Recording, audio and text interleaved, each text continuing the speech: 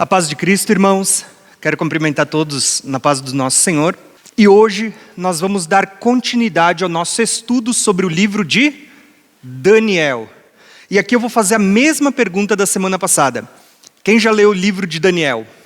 Basicamente, só para vocês entenderem o que a gente vai falar hoje, tá? Daniel é um livro profético. Então, quando a gente trata de livros proféticos, geralmente a gente tem dois tipos de profecia. Aquela profecia imediata para o povo, que se trata do dom de profetizar, o dom de profecias, que geralmente o profeta dizia, assim diz o Senhor, e era algo que acontecia imediatamente, ou próximo ao período do profeta. Agora existe na Bíblia um outro tipo de profecia, que são profecias com um cunho mais escatológico, apontando para o tempo do fim. E esse tipo de profecias, Deus usa muitas figuras. Você não vê o profeta dizendo assim diz o Senhor. Pelo contrário, ele vai dizer Deus me mostrou, e ele começa a trabalhar com muitas figuras, imagens, como a gente já vem trabalhando nesses dias. Então, Daniel, ele é um livro altamente profético e escatológico também. Até agora, a gente estudou do capítulo 1 ao capítulo 7, só uma recapitulação para os irmãos lembrarem, e a gente deu uma ênfase maior nas primeiras duas aulas, nestes capítulos que vocês vão ver aqui, que é o capítulo 2, e o capítulo 7. O capítulo 2 tem aquela estátua do sonho de Nabucodonosor, onde tinha cabeça de ouro, peito e braços de prata, quadril e ventre de bronze, pernas de ferro, pé em parte ferro, em parte barro, e a gente vê que uma pedra cortada sem o auxílio de mãos vai desfazer essa estátua que representa os reinos desse mundo e vai estabelecer um reino eterno. Isso aponta para a segunda vinda de Cristo e o reino milenar. Nós vimos também, na aula passada, Daniel 7, onde Deus fala por meio de animais que estavam alinhados com essa mesma estátua. Porém, Deus vem com uma nova revelação trazendo acréscimos, falando sobre o chifre pequeno, sobre o filho do homem, o ancião de dias, onde quando esse tribunal for estabelecido, ele vai tirar o poder do chifre pequeno, que popularmente a gente chama de o anticristo, um personagem que vai se opor a Cristo no tempo do fim. E os reinos serão tirados da mão dele e serão dados aos santos que estavam sendo perseguidos pela besta. Hoje nós vamos falar de Daniel capítulo 8, e o foco da visão hoje do capítulo 8, ele é basicamente para ampliar a revelação que a gente viu na semana passada sobre o chifre pequeno. Então, hoje eu vou falar sobre Daniel capítulo 8. Mas só para a gente descontrair, para você começar um pouquinho mais relaxado esse estudo, eu vou contar uma piada para vocês. Na aula passada, a gente leu capítulo 7 de Daniel. E no capítulo 7, a gente viu ali 4 animais. Agora que vocês já sabem quais são esses 4 animais, eu vou perguntar para vocês, quem lembra qual a revelação dos 4 animais? O primeiro animal era o leão, o segundo, urso, o terceiro e o quarto era o animal terrível. Se você pegar a inicial desses 4 animais, vocês já viram qual é a revelação? Leão, U de urso, L de leopardo e A de animal terrível. Perceberam? O pessoal dizia assim que Daniel capítulo 7 revelava que o animal terrível que vinha, ou que estava falando, era do Lula, A gente ainda viu que estava conectado com o capítulo 13. Vê só, Lula e 13, Tá aí a besta.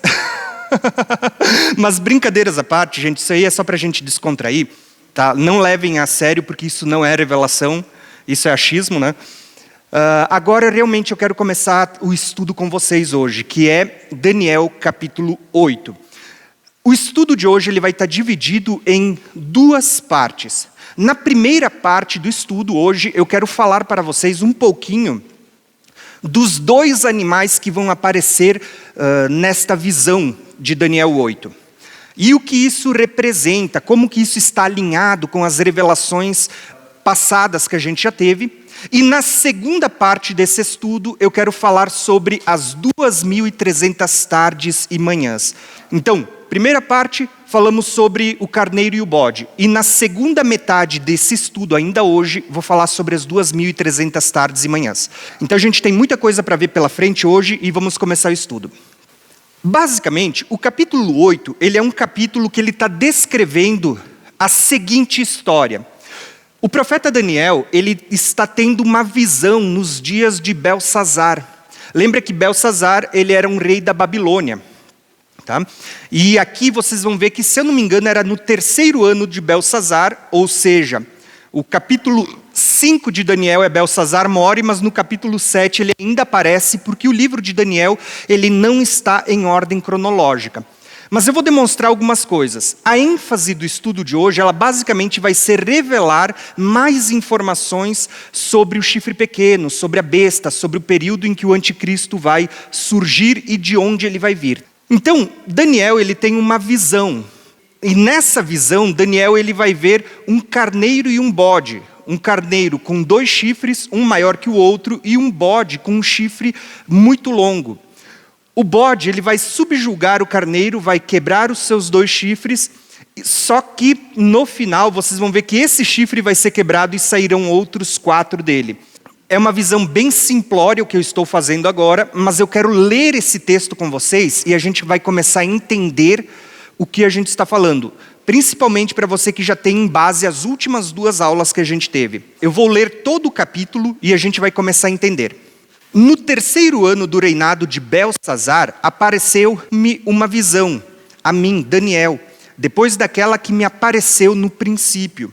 Quando ele diz, depois daquela que me apareceu no princípio, você precisa lembrar que essa visão de Daniel 8, ela é uma continuidade da primeira visão que Daniel teve no capítulo 7, a visão dos 4 animais. Tá? Então é isso que Daniel está dizendo. E vi na visão, e sucedeu que, quando eu vi, eu estava na cidade de Suzã, na província de Elão. Vi, pois, na visão, que eu estava junto ao rio Ulai. Para quem não conhece, essa geografia é a geografia da Babilônia, onde Daniel estava no Império da Babilônia. E tudo isso é profético, porque, irmãos, eu falava isso na semana passada, depois que acabou a aula, se eu não me engano, com o irmão Jairo. Toda essa geografia que Daniel está citando, quando ele cita Suzã, Elão e Ulai, ele está citando uma geografia que antigamente era Babilônia, mas atualmente faz parte de uma nação que vocês conhecem, que é o Irã. Gravem todas as informações, porque isso é profético para o tempo do fim.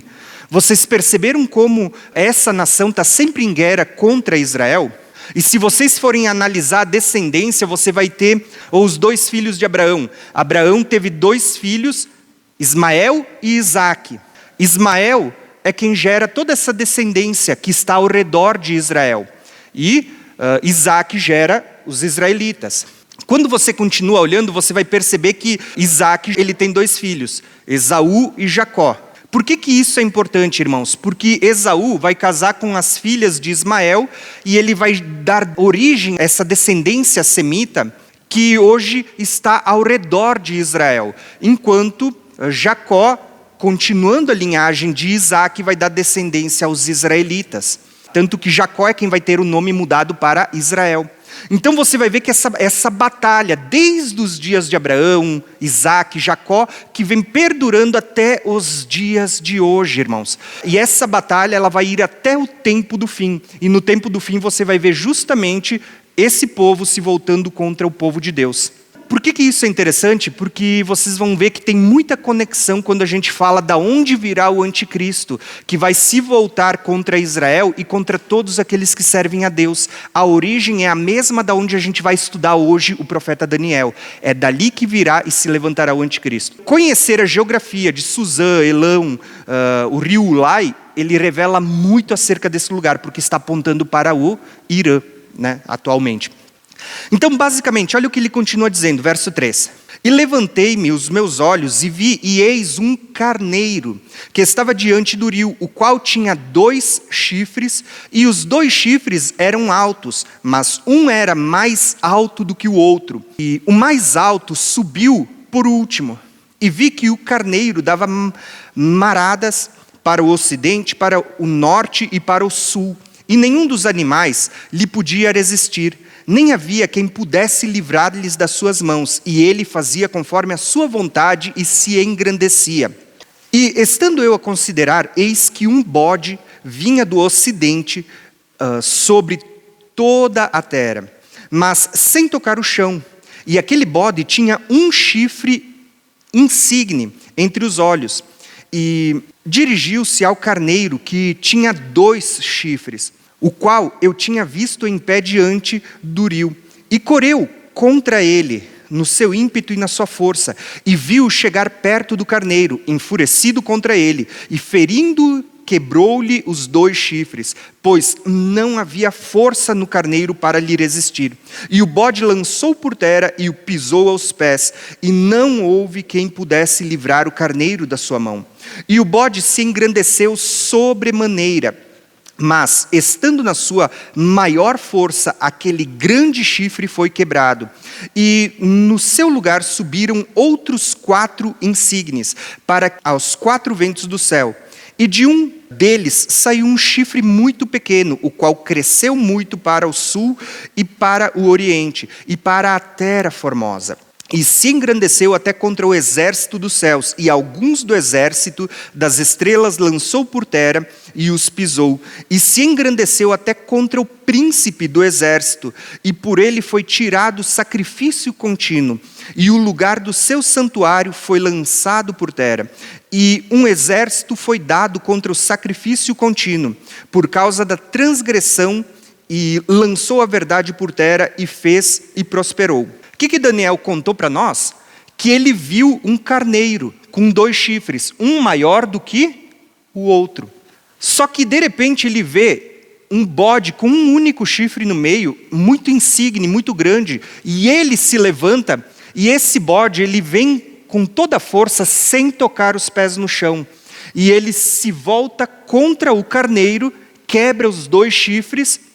Só que quando ele está no auge do seu poder, o que Daniel diz para nós? Que esse chifre grande ele é quebrado e nascem 4 outros chifres no seu lugar. Eu já vou contar para vocês o que significa isso. E a nossa primeira parte da aula é baseado nessa porção. Porém, eu vou ler todo o texto que depois a gente não lê mais. Eu só vou com a explicação. A segunda parte da aula, ela vai ser sobre essa segunda porção. Olha só o que Daniel continua dizendo. Depois ouvi um santo que falava, e disse ao outro santo, aquele que falava: até quando durará a visão do sacrifício contínuo e da transgressão assoladora, para que sejam entregues o santuário e o exército, a fim de serem pisados? E ele me disse: até 2300 tardes e manhãs, e o santuário será purificado.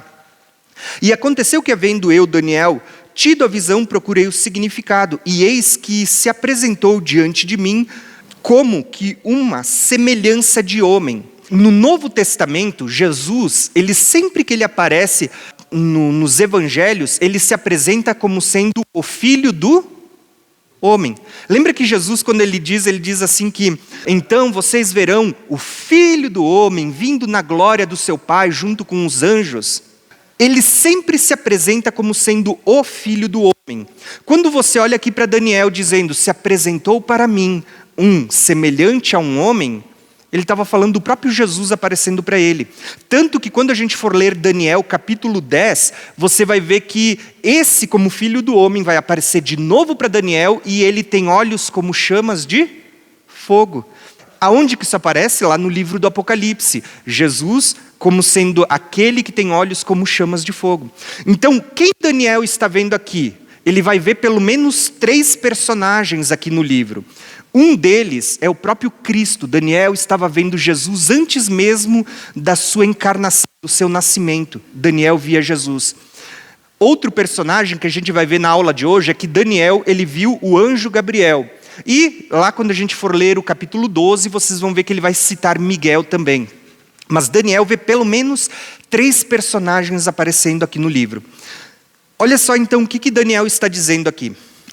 Então, depois eu vi um santo que falava, e disse ao outro santo que falava: até quando durará a visão do sacrifício contínuo e da transgressão assoladora? Para que sejam entregues o santuário e o exército, a fim de que sejam pisados? E ele me disse: até 2.300 tardes e manhãs. Então ele diz: e aconteceu que, havendo eu, Daniel, tido a visão, procurei o significado, e eis que apresentou-se diante de mim um como a semelhança do filho de homem, né? E ouvi uma voz de homem entre as margens do Ulai, o qual gritou e disse: Gabriel, dá a entender a este a visão. E veio perto de onde eu estava, e vindo ele, me amedrontei e caí sobre o meu rosto. Mas ele me disse: entende, filho do homem, porque esta visão acontecerá no fim do tempo. Esse anjo chamado Gabriel, ele se achega perto de Daniel e ele vai dizer: essa visão é acerca do tempo do fim do tempo. Então gravem isso, porque muita gente vai dizer que essa visão já se cumpriu, muitos vão tentar provar um cumprimento no passado da história, mas o próprio livro de Daniel está dizendo que isso é referente ao fim dos tempos, ao tempo do fim. E isso vai se repetir por várias vezes. Eu até dei um destaque em vermelho que depois vocês vão ver melhor. Olha o que é dito: e estando ele falando comigo, caí atordoado com o rosto em terra. Ele, porém, me tocou e me fez estar em pé. E disse: eis que farei saber o que há de acontecer no último tempo da ira. Olha só, de novo ele está dizendo que é no tempo do fim. Porque isso pertence ao tempo determinado do fim. Aquele carneiro que viste e os 2 chifres são os reis da Média e da Pérsia. Mas o bode peludo é o rei da Grécia. E o grande chifre que tinha ele entre os olhos é o primeiro rei. Ao ter sido quebrado, levantando-se o 4 em seu lugar, significa que 4 reinos se levantarão da mesma nação, mas não com a força dele. Mas o fim do seu reinado, quando acabarem de os prevaricadores, se levantará um rei feroz de semblante e será entendido em adivinhações, e se fortalecerá no seu poder, mas não pela sua própria força, e destruirá maravilhosamente, e prosperará, e fará o que lhe aprouver, e destruirá os poderosos e o povo santo, e pelo seu entendimento também fará prosperar o engano da sua mão, e o seu coração se engrandecerá e destruirá a muitos que vivem em segurança, e se levantará contra o príncipe dos príncipes, mas sem mão será quebrado. E a visão da tarde e da manhã que foi falada é verdadeira. Tu, porém, cera a visão, porque se refere a dias muito distantes. E eu, Daniel, enfraqueci, estive enfermo alguns dias. Então levantei-me e tratei dos negócios do rei. E espantei-me acerca da visão, e não havia quem a entendesse. O que eu quero mostrar para vocês, gente? Só para vocês gravarem, então. Daniel, ele mesmo tendo recebido a revelação ou uma interpretação dada pelo anjo Gabriel, ele diz assim, ó: eu guardei isso porque ele me mandou encerrar para o tempo do fim, para um tempo muito distante, para tempos determinados da ira. E ele diz: mas não havia quem entendesse. Mesmo o anjo Gabriel explicando a visão a Daniel, ainda assim ele diz que não entendeu. Então, irmãos, tudo que eu vou falar para vocês aqui no final, inclusive algumas coisas que eu não compreendo, irmãos, não levem a mal, porque nem Daniel entendeu. Ele disse: não havia quem entendesse. Tá? Então a gente vai falar sobre diversas visões no tempo do fim, sobre as 2.300 tardes e manhãs. Então basicamente aqui a gente tem uma visão, tá? Um resumo. Nós vemos Daniel, que vai ter a visão do carneiro e do bode, desta grande batalha, e ele vai ouvir uma semelhança de homem, que vai dar a ordem a Gabriel para que dê a revelação a Daniel. Basicamente é isso que a gente acabou de ler até agora. Se você entendeu a história, agora eu vou começar a trazer um pouco da revelação para vocês do que representam os animais. A gente não precisa interpretar esse texto, porque o próprio texto ele tem a interpretação dada por Gabriel. Porque Gabriel vai explicar, e ele vai dizer assim que o bode com 2 chifres representava os medos e os persas. O próprio Gabriel já traz a revelação. Os 2 chifres eram os medos e os persas. E o chifre que vem depois, ele ainda era maior. porque você vai ver que os persas eram muito mais fortes do que os medos na história. Porém, ele vai dizer para nós o seguinte, que logo nesse tempo se levantaria a Grécia. Então o bode peludo aqui é a Grécia. E o seu chifre grande, ele seria o primeiro rei a ter um grande destaque. A Bíblia não dá para nós a revelação de quem é esse rei. Diferente dos medos e persas, que o próprio livro de Daniel vai revelar para nós, os reis dos medos e dos persas, falando de Dario e de Ciro. Quando chega na Grécia, ele não diz para nós o nome dos reis, porque Daniel não ia viver nesse tempo. Mas a gente estudando a história, vocês vão ver que esse chifre grande apontava para Alexandre o Grande. Tá? Na história vocês vão ver isso. E basicamente foi isso que aconteceu, porque Alexandre o Grande, quando ele se tornou rei da Grécia, ele vai fazer uma investida contra os medos e persas, e ele vai vencer uma batalha, que eu já vou falar daqui a pouco. Ele vence os medos e persas, eles são subjugados, são quebrados. Então basicamente isso aqui é a história. O que acontece? Alexandre o Grande, ele vence os medos e persas. Porém, Daniel ele percebeu algo, ele vai perceber que na sua visão, esse chifre no auge do seu poder, ele seria quebrado e surgiria 4 outros chifres no lugar dele. O que isso representa? Quando você lê a história, e é por isso que eu digo que talvez esse capítulo ele é um capítulo um pouquinho mais difícil dos capítulos que a gente vem estudando, porque você precisa conhecer um pouco de Bíblia, você precisa conhecer um pouquinho de história e um pouquinho de interpretação profética. Só para vocês entenderem, Daniel, ele teve revelações do que aconteceriam nos próximos impérios, mesmo antes de se levantarem.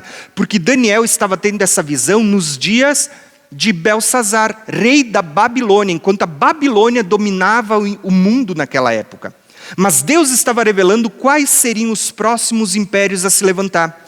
Mesmo antes da Babilônia cair e se levantar os medos e persas, Deus já tinha revelado, o próximo império são os medos e persas. Mas eles não vão durar para sempre, virá outro que será a Grécia, que também não durará para sempre. E ele vai falando de vários impérios até o tempo do fim, até a vinda de Cristo. Basicamente essa visão, ele está dizendo assim, se tratando desse bode peludo, esse bode peludo ele apontava para a Grécia. E quando esse chifre grande fosse quebrado, surgiriam outros 4 no seu lugar. Quando a gente estuda a história, vocês vão perceber algumas coisas. Que quando Alexandre o Grande estava no auge do seu poder, com cerca de 10 a 13 anos ali de conquistas e batalhas, ele morre. Simplesmente do nada. Lá na faixa dos seus 30 e poucos anos, Alexandre o Grande morreu no auge do seu poder. E quem assumiu o seu império foi os seus 4 generais, que são eles, Cassandro, Lisímaco, Seleuco e Ptolomeu. Vocês percebem a grandeza da revelação? Deus, com muitos anos de antecedência, começa a revelar todas as coisas que vão acontecendo. E mesmo depois de Daniel morrer, essas coisas vão se cumprindo exatamente, a própria história testifica isso para nós.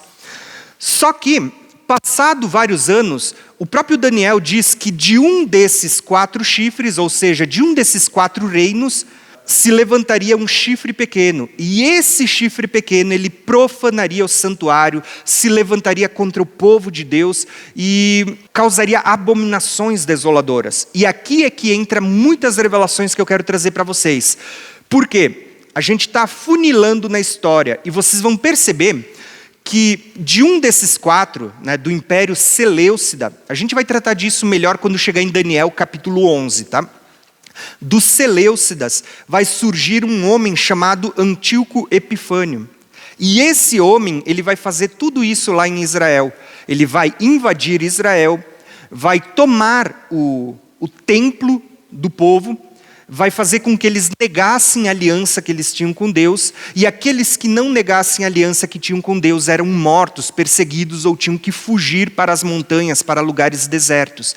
Isso aconteceu por volta do ano 168, mais ou menos ali por volta desse período. Tá? A gente já vai falar mais sobre isso. Mas o que eu quero demonstrar aqui para vocês? Vão gravando todas essas informações e vocês vão entender o que isso tem a ver com o tempo do fim. Essas coisas que já aconteceram na história, elas vão voltar a se repetir no tempo do fim. Dos reinos que a gente estudou até hoje, nas 2 aulas anteriores, nós vimos a Babilônia, que era onde Daniel estava, que era essa região do crescente fértil entre o rio Eufrates e o Tigre, né? Era a terra da Babilônia. Depois da Babilônia veio os medos e persas, então você tem aqui a Média e a Pérsia, essa região. Depois da Média e a Pérsia, Deus estava revelando que se levantaria a Grécia, mas a Grécia conquistou todo esse território aqui, ó. Então vocês vão ver todo esse território conquistado por Alexandre o Grande. Mas quando Alexandre o Grande estava no seu auge, ele morre. E o território que ele conquistou vai ser dividido entre os seus 4 generais, de Cassandro, Lisímaco, Ptolomeu e Seleuco, né? Toda essa região aqui, ó, a maior região, ficou para Seleuco. Tá? Ptolomeu ficou com o Egito e vocês vão ver aqui com pedaços menores, Cassandro e Lisímaco. Por que é importante isso? Porque na próxima aula a gente vai estudar no capítulo 11 falando sobre o rei do norte e o rei do sul. Quem que era o rei do norte? Israel estava aqui assim, ó, nesta faixa. Então, ao norte de Israel nós temos os Seleucidas e ao sul nós tínhamos os Ptolomeus, o Egito. Por que isso é interessante, irmãos? Porque no tempo do fim vocês vão ver que todos os profetas estão dizendo que o anticristo ele vem do norte e vai invadir de novo Israel e vai perseguir os santos, não só em Israel, mas todos os santos serão perseguidos. Mas em todas as profecias, todos os profetas, eles estão falando que esse personagem que recebe vários nomes na Bíblia, né, ele é chamado de o iníquo, ele é chamado de o chifre pequeno, ele é chamado de a besta, aquele que trama o mal contra o Senhor, o perverso, né, ele tem vários títulos. Todos eles vão chamar ele daquele que vem do norte. Naum vai dizer assim, ó, foi de ti, ó Nínive. Nínive era nessa região. Foi de ti, ó Nínive, que saiu aquele que trama o mal contra o Senhor. Só que a Bíblia vai dizer assim, ó, que Satanás dará o seu trono a ele. E o trono dele é nessa região aqui, ó, que é dito na Turquia, né? Para quem estuda vai saber que está falando da Turquia, ao norte de Israel. Todas as profecias estão apontando para essa região. Então é por isso que é importante quando a gente para analisar as profecias. Porque você vai ver que dos 4 generais de Alexandre o Grande, um deles, Deus estava dizendo, daí vai sair um personagem, que esse personagem ele vai fazer coisas abomináveis.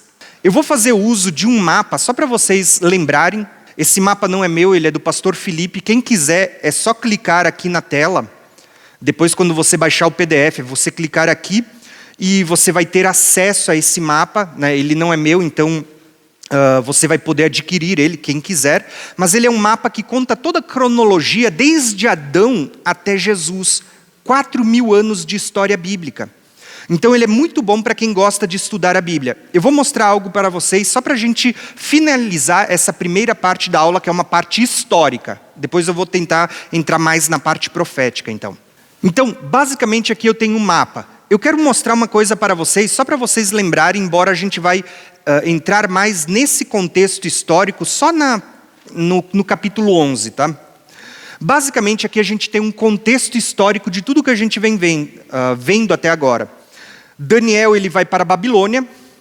Daniel ele profetiza que o templo que Nabucodonosor destruiu será reconstruído, e aí começa a contagem das 70 semanas de Daniel.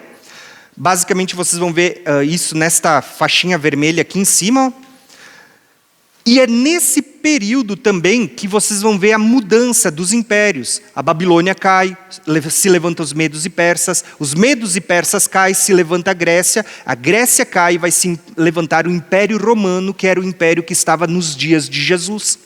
Então olha só que interessante, a gente vai ver isso melhor no capítulo 11 de Daniel, mas o que eu quero demonstrar para vocês é que se vocês pararem para analisar, aqui nesse mapa vocês vão ver o templo sendo destruído por Nabucodonosor.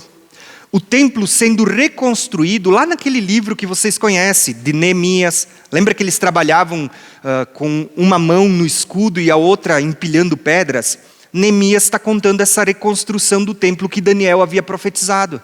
Então, vocês vão ver Neemias, Esdras, profetas como Zacarias, Ageu e vários outros profetas, homens como Zorobabel, como Josué, que fazem parte deste tempo aqui. Então o templo começa a ser reconstruído, e quando os muros da cidade são reconstruídos, começa então a contagem das 70 semanas de Daniel. Só que isso começa no império de Dario e Ciro. Quando chega a Grécia, aqui assim vai ter um personagem chamado Antíoco Epífanes, que vai profanar esse templo que havia sido reconstruído. E esse personagem ele vai fazer cessar o sacrifício contínuo. Então, basicamente, a gente vai ter várias informações aqui que, historicamente, eu vou deixar aqui 2 informações históricas para vocês. A primeira delas, quem vai profanar esse templo que havia sido reconstruído é um homem chamado Antíoco Epífanes, que é por volta do ano 168. A gente tem esses registros, basicamente a gente vai encontrar esse registro aqui no livro de 1 Macabeus.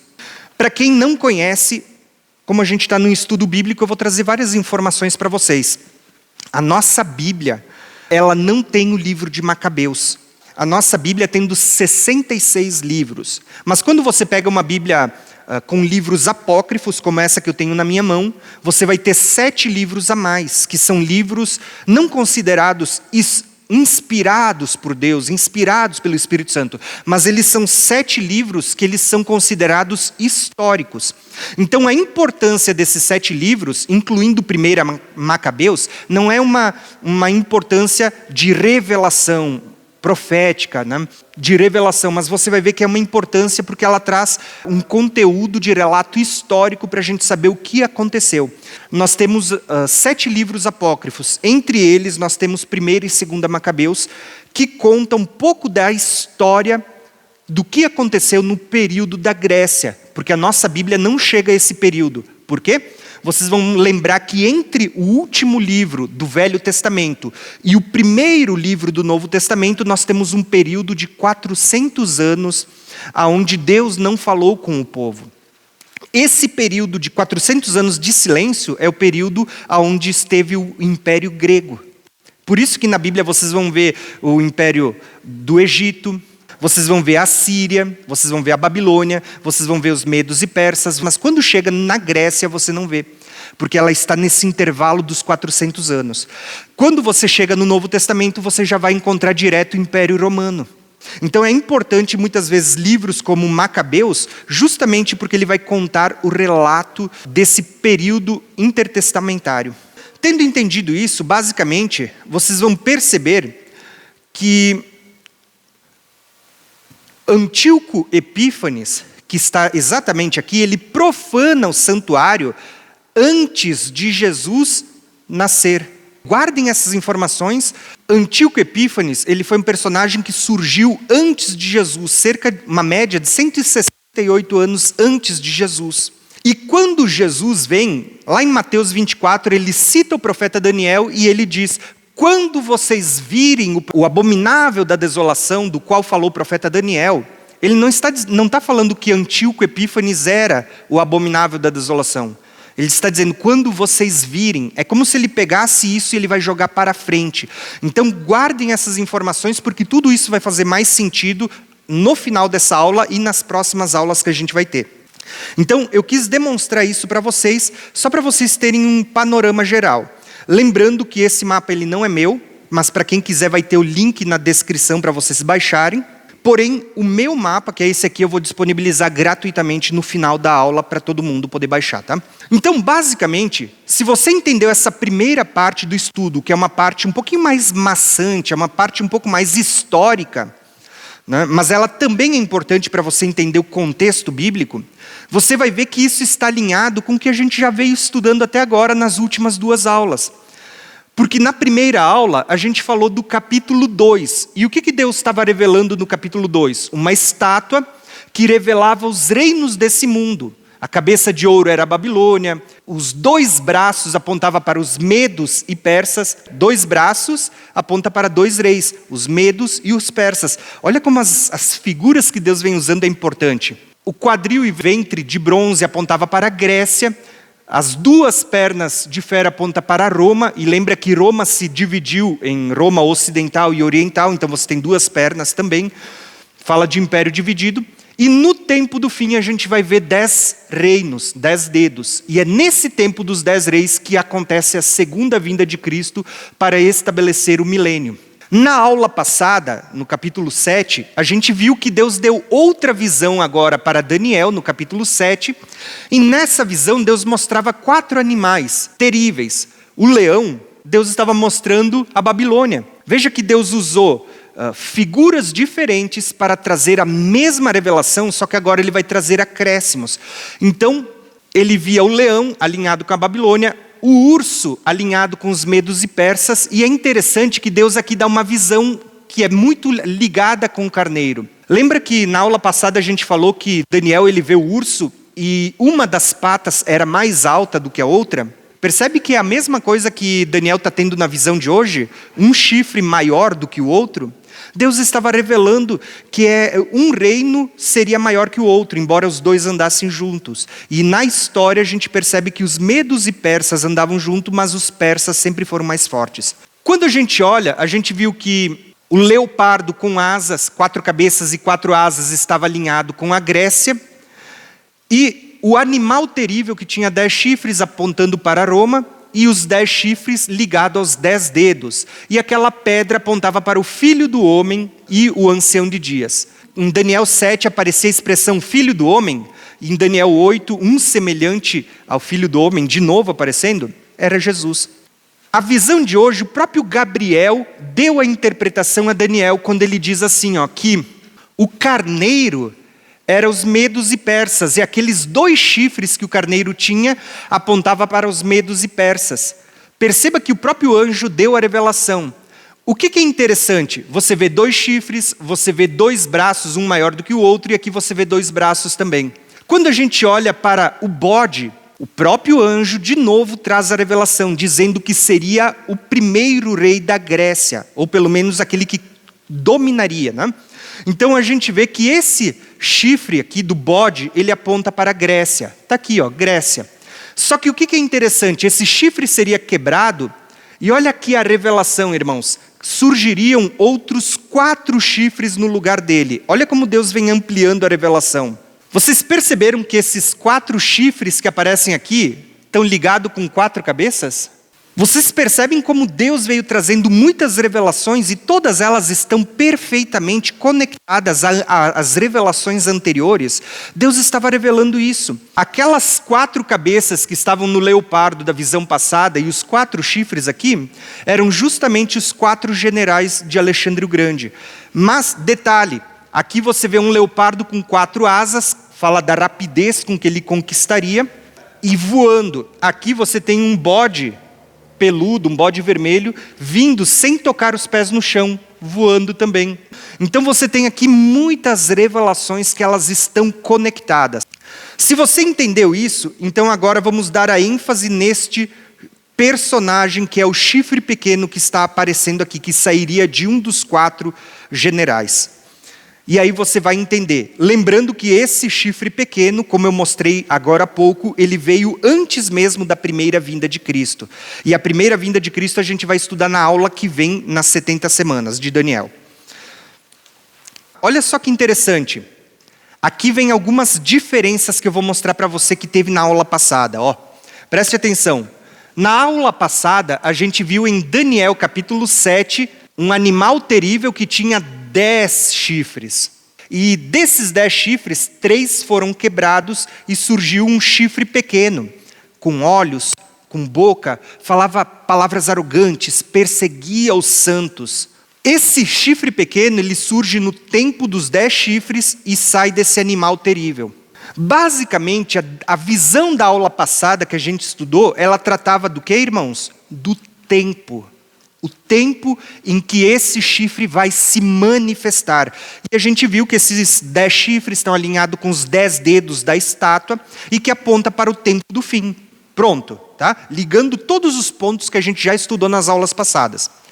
Na aula de hoje, em Daniel 8, eu estou mostrando uma visão diferente para vocês, com informações diferentes, e que Deus está querendo tratar da mesma coisa, do mesmo personagem, o chifre pequeno, mas ele está trazendo uma informação nova, por isso que ele usa figuras diferentes. Nessa visão, o chifre pequeno ele virá dos 4 chifres que saem do bode. Qual que é a diferença? Enquanto a visão de Daniel 7 apontava para o tempo em que esse chifre vai surgir, Daniel 8, Deus estava deixando uma figura mostrando o local, a região, a geografia da onde ele vai se levantar. E muitas pessoas, eu vejo ensinando na internet, que eles vão dizer assim que o chifre pequeno de Daniel 7 e o chifre pequeno de Daniel 8 não são o mesmo personagem. Um apontava para os dias antes de Jesus e outro para o tempo do fim. Na verdade, Deus está mostrando a mesma coisa. Quando ele deixa um homem chamado Antíoco Epífanes antes de Jesus, ele estava deixando uma figura ainda no Velho Testamento, na Velha Aliança, na Primeira Aliança, para demonstrar o que vai voltar a acontecer e se repetir no tempo do fim, no tempo da Nova Aliança. Olha que interessante. Quando eles estão chegando ao final da Primeira Aliança, se levanta um chifre pequeno. No final da Primeira Aliança se levanta um chifre pequeno. Um personagem que profana o templo, que vai fazer coisas abomináveis, que vai perseguir os santos no fim da Primeira Aliança. Lembra que acabou o Velho Testamento, o último profeta, então se levanta esse personagem, esse chifre pequeno chamado Antíoco Epífanes. Esse chifre pequeno se levanta e ele persegue os santos da sua época. Só para vocês terem uma ideia, quando a gente lê Flávio Joséfo. Flávio Joséfo é um livro de um historiador judeu que viveu no ano 70, ele viu muitas coisas, e Flávio Joséfo, ele conta toda a história do povo judeu, tanto a deportação, quando Nabucodonosor destrói o templo, ele conta quando Antíoco Epífanes profanou o templo, ele conta a destruição do ano 70 também. Então Flávio Joséfo é um historiador. E olha só o que Flávio Joséfo conta sobre Antíoco Epífanes, tá? Isso só para quem quiser depois, está na página 989. Diz bem assim, para quem tiver o livro, né, eu sei que alguns têm, ele vai contar assim, ó. E ele se pôs em campo com um poderoso exército. Lembra que Daniel disse que ele teria um poderoso exército? O texto que a gente leu agora há pouco, ele diz assim, ó, ele se pôs em campo com um poderoso exército, tomou Jerusalém, matou um grande número dos que eram do partido de Ptolomeu, permitiu o saque dos seus soldados, despojou o templo e tantas riquezas de que estavam cheios e aboliu durante... Irmãos, se vocês pudessem dar um chute baseado nas aulas que a gente já teve até agora, quanto tempo ele aboliu o sacrifício contínuo? 3 anos e meio. Olha como é profético, né? O texto está dizendo assim, ó, ele aboliu por 3 anos e meio o sacrifício que ali era oferecido todos os dias a Deus. E olha só o que vai dizer. Então Antíoco, depois de se tornar senhor de Jerusalém e ter tomado tantas riquezas, ele vai dizer assim, ó, que ele obrigou os judeus a renunciarem à sua religião e não mais circuncidar os seus filhos. A circuncisão era o sinal da aliança que eles tinham com Deus, né? Não mais circuncidar os seus filhos e nem mais imolar sobre o altar que ele tinha colocado para sacrificar porcos, que era visto pelos outros como abominação. Irmãos, por que isso é importante? Deus deixou na história um personagem que fez muitas coisas no final da Primeira Aliança, que vão voltar a se cumprir da mesma forma, só que isso era sombras, vai voltar a se cumprir agora a realidade no final da nova aliança, a aliança que estamos vivendo hoje. Era isso que estava acontecendo. Assim como Antíoco Epífanes invadiu Jerusalém, perseguiu, matou a muitas pessoas, fez com que muitos negassem a aliança, e aqueles que não negavam a aliança eram perseguidos e mortos. Aqueles que faziam parte da primeira aliança, No final agora da nova aliança, ou do tempo em que a gente está vivendo hoje, vai acontecer de novo. Vai se levantar um chifre pequeno no tempo dos 10 reis, que vai fazer as mesmas coisas. Vai profanar o templo de Deus, vai perseguir e matar os santos, vai fazer cessar o sacrifício contínuo. Esse chifre pequeno é quem vai fazer cessar o sacrifício contínuo. Só que a diferença é que na primeira aliança eles tinham a sombra, que era um templo físico. E na nova aliança, vocês já perceberam o que é dito sobre quem é o templo do Espírito Santo? Vocês perceberam que esse personagem que vai se levantar no tempo do fim, quando ele vai perseguir, vai matar e vai fazer com que muitos neguem a aliança, ele está falando agora da nova aliança? E ele não está falando mais de um templo físico, mas ele está falando de perseguir aqueles que servem a Deus. E aí você vai perguntar, mas o que é cessar o sacrifício contínuo? Quando você olha para a Bíblia vai dizer assim que os nossos louvores, o que sai dos nossos lábios, são como incenso queimado diante de Deus, são como sacrifícios. Aquilo que a gente faz quando você prega a palavra, quando você ganha almas, isso é um sacrifício agradável a Deus. Quando você louva, quando você ora, quando você evangeliza, estas coisas são sacrifícios que sobem com um cheiro agradável diante de Deus. Irmãos, a Bíblia diz que hoje nós somos o templo do Espírito Santo. Quando a Bíblia diz que no tempo do final da primeira aliança aconteceu aquilo, era uma sombra, num templo que era sombra. Mas essas coisas vão voltar a acontecer no tempo do fim, na realidade. Agora, não mais num templo físico, mas no templo que somos nós, a realidade também.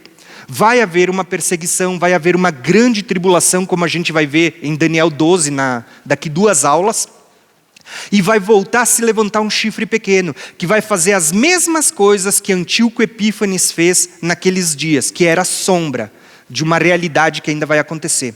Aí você vai perguntar, como que a gente sabe que isso que aconteceu em Daniel 8 vai voltar a acontecer no tempo do fim, como diz Daniel 7? Porque o próprio Jesus falou isso. E aí entra o porquê eu mostrei para vocês que Jesus veio depois de Antíoco Epífanes. E Jesus, em Mateus 24, ele diz: quando vocês virem o abominável da desolação no lugar santo, quem lê, entenda. Ele diz, quem lê, entenda. E ele diz assim, como falou o profeta Daniel, quem lê, entenda. Jesus cita o profeta Daniel, cita esse personagem chamado de Antíoco Epífanes, ou o chifre pequeno, mas ele joga para frente. Ele está dizendo, aquilo que vocês viram no final da primeira aliança, vai voltar a acontecer de novo no tempo do fim. Entenderam? Aí você começa a entender o que Deus estava revelando para nós. Por que eu gastei tanto tempo hoje falando de parte histórica? As outras aulas não foram assim. Mas hoje, e quando a gente for estudar o capítulo 11, eu vou ter que falar um pouquinho de história para vocês entenderem um contexto profético também, tá? Então, basicamente, Daniel 7, o chifre pequeno, está mostrando o tempo em que ele vai acontecer, no final da nova aliança. Não que a nova aliança vai se encerrar, mas é no final desse tempo em que a gente está vivendo, tá? Enquanto Daniel 8, Deus estava mostrando uma sombra desse personagem e da onde ele sairia, o local, que é o mesmo local que eu mostrei para vocês, onde estava o Império Seleucida, o Império conquistado pelos gregos, e que, particularmente, vocês percebem que é a mesma região da Babilônia, da Assíria, dos Medos e Persas, essa região que hoje nós conhecemos como Irã. Não é por nada que quando vocês olham ou estudam geopolítica, vocês estudam como o nosso mundo está hoje, vocês veem tanto esse conflito entre Irã e Israel. Por quê? Era o que vinha acontecendo desde o princípio.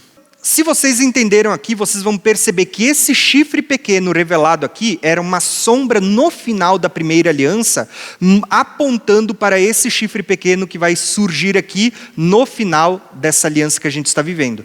E vou reforçar, quando eu digo no final, não estou dizendo que a nova aliança vai acabar, mas estou falando desse tempo em que a gente está vivendo até a vinda de Cristo acontecer. E olha só que interessante, só para vocês verem como não há nada novo debaixo dos céus, como as coisas elas se repetem, irmãos.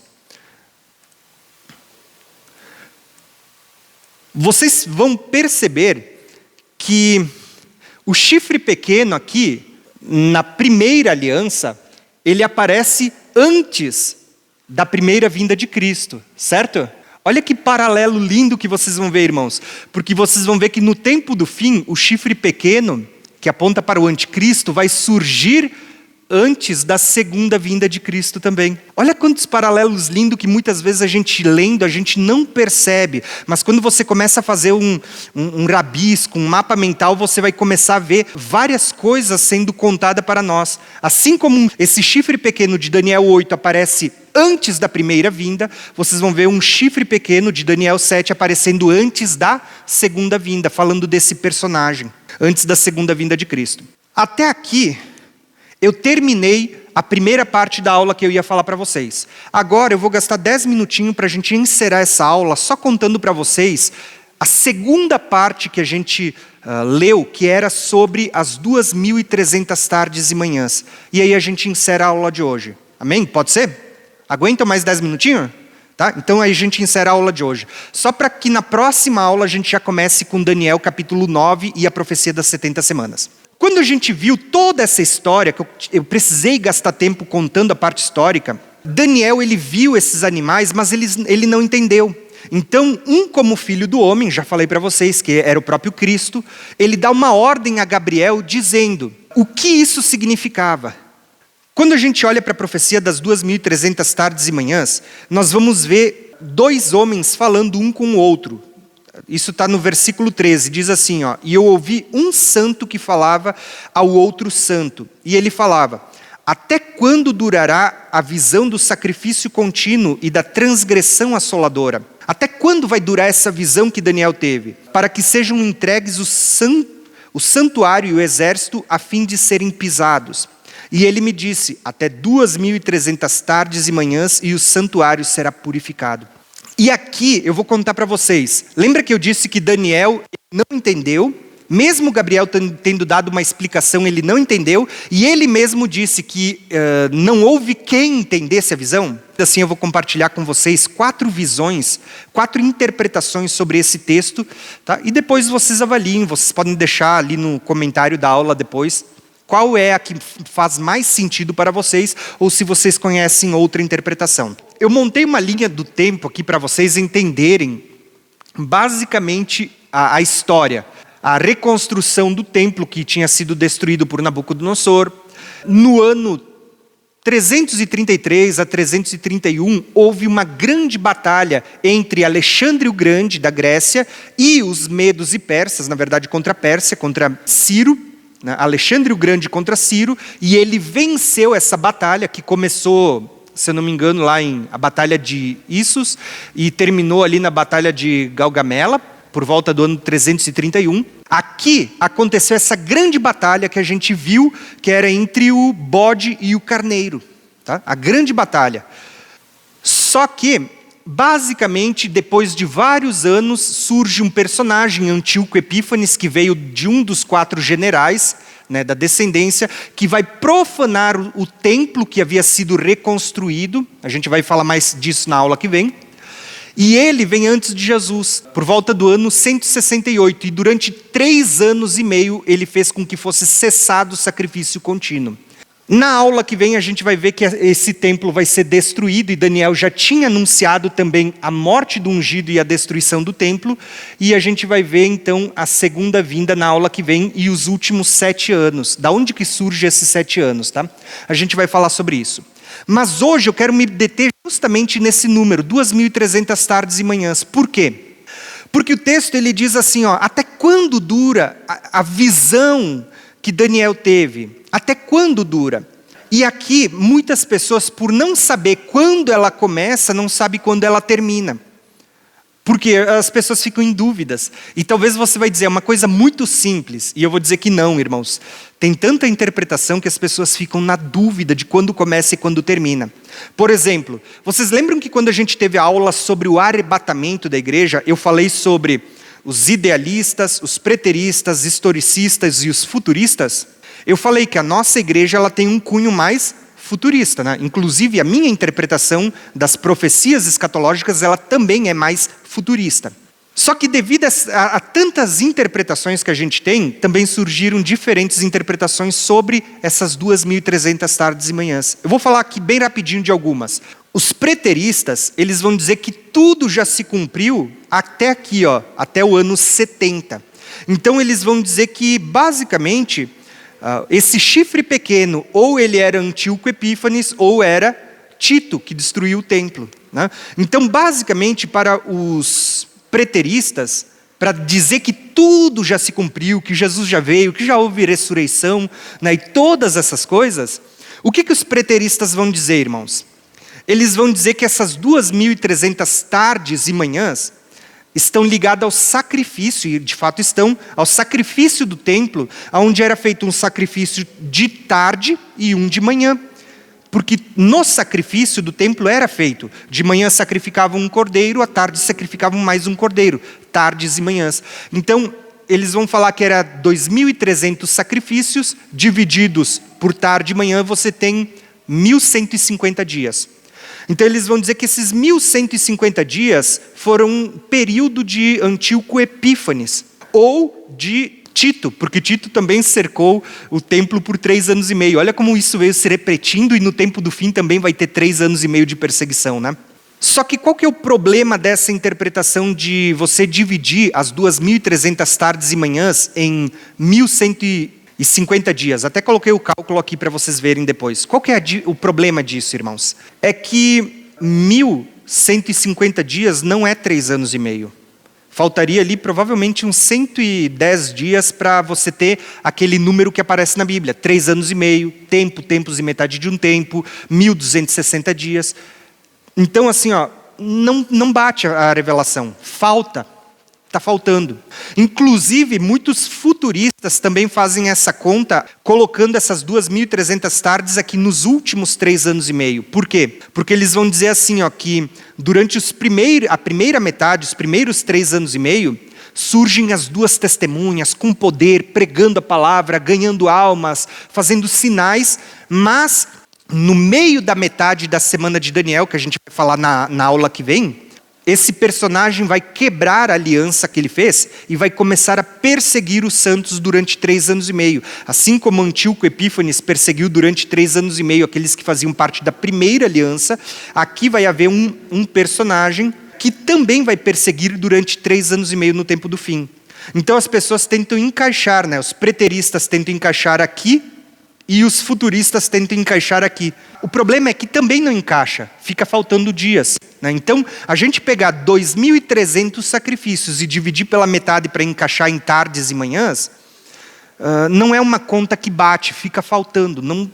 Profeticamente, eu não vejo Deus dando uma informação para a gente que não batesse com o restante. Então, são 2 interpretações que, para mim, eu apresento, eu conheço elas, mas não faz sentido. A visão mais conhecida sobre as 2.300 tardes, que para mim também é uma das maiores heresias, e eu quero deixar isso claro, é uma visão mais historicista que é pregada pela Igreja Adventista do Sétimo Dia. Lá pelo ano de 1800, surge um personagem chamado Guilherme Miller. E ele vai começar a interpretar Daniel e essa profecia das 2.300 tardes e manhãs, e ele vai dizer que a contagem dessas 2.300 tardes e manhãs, de uma maneira bem resumida, porque o nosso tempo já está bem estourado, começa no ano de 1457. Eles interpretam que 2.300 tardes e manhãs são 2.300 anos. Começando daqui, da reconstrução do templo, que a gente vai falar na semana que vem. E ele começa a contar. Então, quando chega em 1843, nos seus dias, ele diz, está batendo o tempo dos 2.300 anos. Ele diz, Jesus vai voltar em 1843. E o que acontece com isso? Surgiu um movimento chamado dos mileritas. Só que Jesus não voltou em 1843, ele marcou data. Lembra do que a Bíblia diz? Que ninguém sabe o dia e a hora? E que se um profeta marcar algo, né, falar algo e não se cumprir, ele é um falso. Ele marcou uma data. Aí está o problema de ficar marcando data. A Bíblia diz que ninguém sabe o dia e a hora. Particularmente eu vou falar na aula que vem, que a Bíblia mostra o tempo da primeira vinda e o tempo da segunda, mas não o dia e a hora. Ele marcou data. O que aconteceu em 1843? Jesus não voltou. E a prova é que a gente está aqui. Os preteristas dizem que Jesus voltou no ano 70. A gente continua aqui. Os historicistas diziam que Jesus voltaria em 1843. A gente continua aqui. Só que o que acontece? Ele calculou e ele disse, não, pera lá gente, eu errei por 1 ano. Jesus não voltou em 1843, ele vai voltar o ano que vem, em 1844. E passou esse período, muita gente largou o seu emprego, largou tudo, vendeu tudo, porque eles acreditavam que Jesus voltaria em 1844. E Jesus não voltou. O que aconteceu?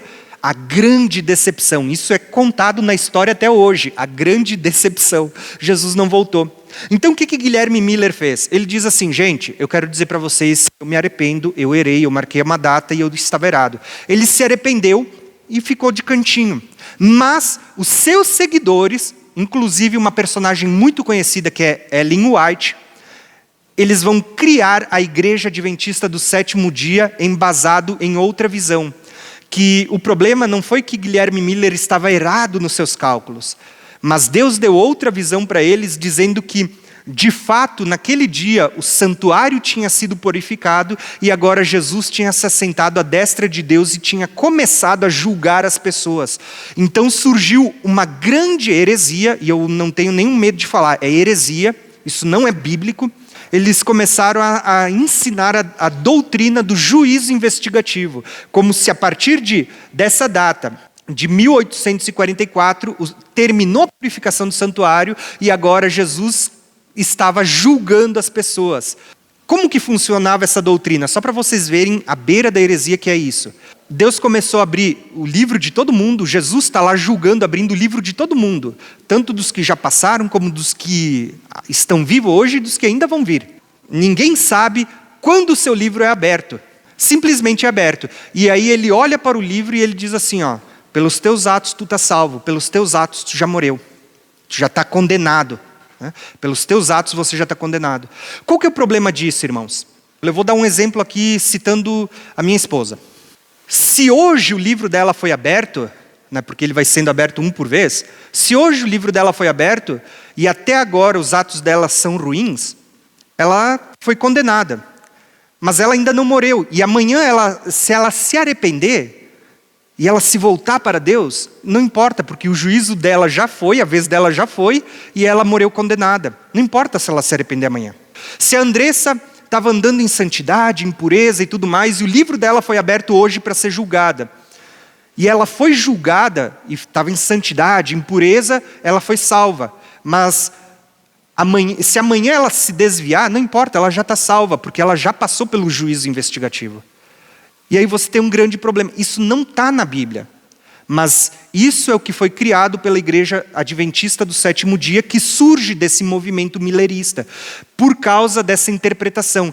Então, a base da Igreja Adventista do Sétimo Dia, ela começa com essa profecia das 2.300 tardes e manhãs. E eles vão dizer que começa a contagem aqui, mas como o tempo já acabou, já chegou em 1844 e nada aconteceu, eles entenderam que o santuário foi purificado e agora Jesus começou uma espécie de juízo investigativo para julgar as pessoas. Quando ele terminar o juízo investigativo, ele sai do santuário e ele volta, e acontece a segunda vinda. Perceberam como é uma coisa incoerente e não tem base bíblica nenhuma?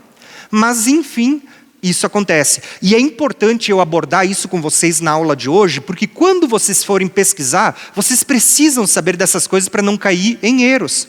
Então, essa é uma interpretação. Particularmente, eu volto a dizer, de todas elas, essa para mim é a maior heresia. E a última interpretação que eu vou citar para vocês é uma interpretação que talvez até faça sentido, mas ela também tem alguns problemas, tá? Qual que é o problema? A pergunta que foi feita de um santo para o outro santo acerca da visão que Daniel teve foi a seguinte: até quando durará a visão do sacrifício contínuo e da transgressão assoladora, aqui fala do anticristo, né? Para que sejam entregues o santuário e o exército, a fim de serem pisados. E ele me respondeu, até 2.300 tardes e manhãs, e então o santuário será purificado. Só para vocês entenderem qual que é o problema, tá? E eu vou falar para vocês. Uma das visões que para mim faz mais sentido, mas ela também tem alguns pontos fracos, é que esses 2.300 anos, 2.300 tardes e manhãs, ela representa 2.300 anos. Só que quando a gente vai calcular o ano aqui de 331, que é quando Alexandre o Grande vence a batalha de Galgamela, que é quando o bode vence o carneiro, nós temos um problema aqui. Se você calcular 2.300 anos até aqui, muita gente diz que isso vai se concretizar por volta do ano 2030. E esse número ele é muito sugestivo. 330, 2030. Você tem ali um intervalo que as pessoas dizem que nos cálculos vão fechar 2.300 anos. Então seria as 2.300 tardes e manhãs. Faz sentido? Para mim, faz muito sentido a gente ver, porque a visão era até quando durará a visão. Ela começa com a batalha do bode e do carneiro, termina com um chifre pequeno. Para mim faria muito sentido, até porque Daniel 8 ele diz, essa visão é acerca do tempo do fim. Embora Deus estivesse mostrando um personagem, Antíoco Epífanes, antes de Jesus, ele era uma sombra do que vai se repetir no tempo do fim. No tempo determinado da ira, como é dito em Daniel 8. Então, para mim faz muito sentido dizer que as 2.300 tardes e manhãs são 2.300 anos. Mas qual que é o ponto fraco dessa interpretação e o ponto que ele deixa a desejar? E ele tem uma explicação também. É que, se você calcular dessa média de 331 a.C., da batalha de Galgamela, ali quando o bode vence o carneiro, ali onde acontece essa batalha, até 2030, como muitos intérpretes falam, vocês vão perceber que não se passariam 2.300 tardes e manhãs, mas sim 2.350 anos. Ou seja, existe ali um erro de 50 anos. Aí a gente encontra um ponto fraco. Mas, por outro lado, existe algumas interpretações. Alguns estudiosos dizem que os calendários que a gente tem hoje, eles têm uma defasagem entre 50 a 70 anos. O que justificaria esse período, tá? Existem muitos estudiosos que pegam o calendário principalmente antes de Cristo e eles vão dizer que existe ali um intervalo de 50 a 70 anos de erro de calendário. Se isso for verdade, e eu não tenho como provar, de fato faz muito sentido a gente fazer uma contagem de 2.300 tardes e manhãs, começando daqui, da batalha do bode e do carneiro, e vocês vão ver que ela vai terminar aqui, exatamente muito próximo do tempo que a gente está vivendo. Então, eu apresentei 4 visões para vocês hoje sobre as 2.300 tardes e manhãs. Das 4, eu vou dizer para vocês, a pior delas, para mim, é a historicista, apresentada pela Igreja Adventista do Sétimo Dia, que criou a doutrina do juízo investigativo. Para mim, é a pior delas. Para mim, a que mais faz sentido, realmente, é a gente falar desde a Batalha de Galgamela até por volta de 2030, sem marcar data. Vamos deixar claro aqui uma coisa, irmãos, ninguém está marcando data. Mas a gente sabe que quando você vai analisar as Escrituras, nós estamos muito próximo do tempo do cumprimento da segunda vinda de Cristo. E para vocês entenderem isso melhor, eu vou falar um pouco mais na próxima aula sobre isso, sobre o tempo. Mas lembrando que ninguém pode marcar o dia e a hora da vinda de Cristo. Mas uma coisa é certa, irmãos, se a primeira vinda de Cristo se cumpriu exatamente como as profecias anunciavam, a segunda vinda de Cristo também vai se cumprir. E a Bíblia ela dá muitas pistas, muitos indícios do tempo da segunda vinda também, da geração que verá a segunda vinda. Basicamente, hoje a gente estudou a visão de Daniel 8, a visão do carneiro e o bode e o chifre pequeno, falando que o mesmo que aconteceu antes da primeira vinda de Cristo vai voltar a se repetir antes da segunda vinda de Cristo. Na aula que vem, eu vou falar aqui para vocês sobre Daniel capítulo 9 e a profecia das 70 semanas de Daniel, inclusive a primeira vinda de Cristo. Como Daniel anunciava o tempo exato da primeira vinda. Tá bom? Amém, irmãos? Vamos encerrar a aula por aqui. Irmãos, eu vou deixar claro uma coisa para vocês. A aula de hoje é uma das mais complicadas que a gente tem. De todas as coisas que eu ensino, a aula de hoje é uma das mais complicadas, porque envolve Bíblia, envolve contexto histórico, envolve contexto profético. Então, assim, se você não entendeu tudo, não se apavora, tá? É uma das aulas mais complicadas. Mais 2 aulas a gente encerra o livro de Daniel, depois provavelmente a gente vai começar a falar agora sobre palavra, jejum e oração, que fazem parte do contexto prático da vida do cristão que todo mundo deveria saber, palavra, jejum e oração. Tá bom? Amém?